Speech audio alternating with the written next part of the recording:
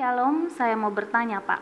Ketika saya belajar kisah Yunus 3 ayat 2 dan 8, yang berkata, "Bangunlah, pergilah ke Niniwe, kota yang besar itu, dan sampaikanlah kepadanya seruan yang kufirmankan kepadamu. Haruslah semuanya, manusia dan ternak, berselubung kain kabung dan berseru dengan keras kepada Allah, serta haruslah masing-masing berbalik dari tingkah lakunya yang jahat dan dari kekerasan yang dilakukannya."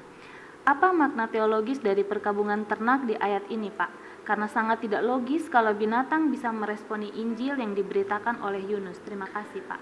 Ya, jadi kita tahu bahwa ini di Niniwe. Niniwe ini adalah ibu kota bangsa Asyur.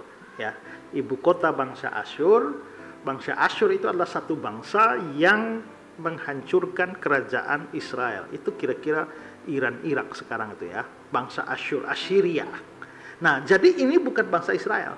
Maka mereka bukan bangsa yang mengenal secara pribadi atau mengetahui Allah Israel yakni Yahweh, tidak.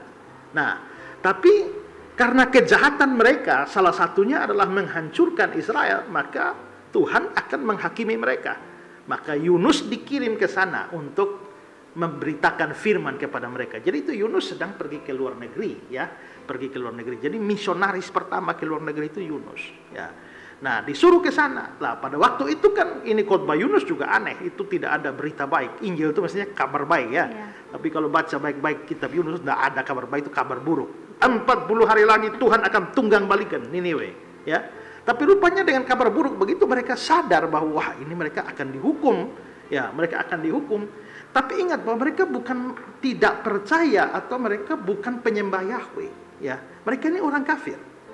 Bangsa-bangsa penyembah berhala, dan itulah sebabnya juga mengapa sampai Tuhan pada waktu Yunus mau lari ke Tarsis, Tuhan pakai dia caranya ikan, lalu ikan besar datang lalu akhirnya memuntahkan Yunus. Nah, menurut Thomas Kramer, seorang penulis, dia mengatakan bahwa salah satu kepercayaan dari orang ini itu adalah mereka menyembah ikan, dewa ikan, yang namanya dewa Nina.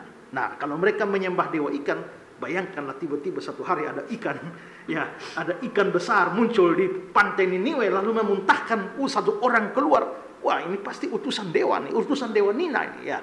Akhirnya mereka begitu dia beritakan penghukuman yang akan datang, semua Niniwe ketakutan, lalu akhirnya mereka memohon belas kasihan dewa, gitu ya, dalam perspektif mereka ya. Nah, salah satu tahyul yang ada pada mereka adalah bahwa dengan berkuasa bukan hanya manusia tapi seluruh binatang berkabung itu dapat meredakan kemarahan dewa, ya. Nah, jadi ini tidak bisa dilihat kalau ditanya apa makna teologis dari sudut pandang teologi Israel atau bahkan lebih lagi teologi Kristen. Tidak ada urusan apa-apa itu binatang dengan Tuhan, ya. Untuk apa binatang puasa, binatang dikasih kain kabung, tidak. Tapi kepercayaan mereka pada waktu itu begitu, sebagai tanda betul-betul mereka menyesali perbuatan-perbuatan mereka dan mau memohon belas kasihan dari dewa mereka, ya. Maka disitulah mereka melakukan puasa seperti itu dan juga berikan kain kabung kepada binatang-binatang, ya. Terlepas daripada kepercayaan mereka seperti itu, tapi pada akhirnya ya kita bisa lihat bahwa Tuhan tidak jadi menghukum mereka, ya. Jadi itu kontekstualisasi, ya. Kontekstualisasi itu satu kontekstualisasi yang bagus karena apa ya? Cara Tuhan menaklukkan Niniwe adalah dengan menggunakan kepercayaan mereka terhadap dewa Nina itu, lalu akhirnya membawa sang nabi untuk memberitakan kepada mereka, lalu akhirnya menjadi bertobat. Nah, itu, ya.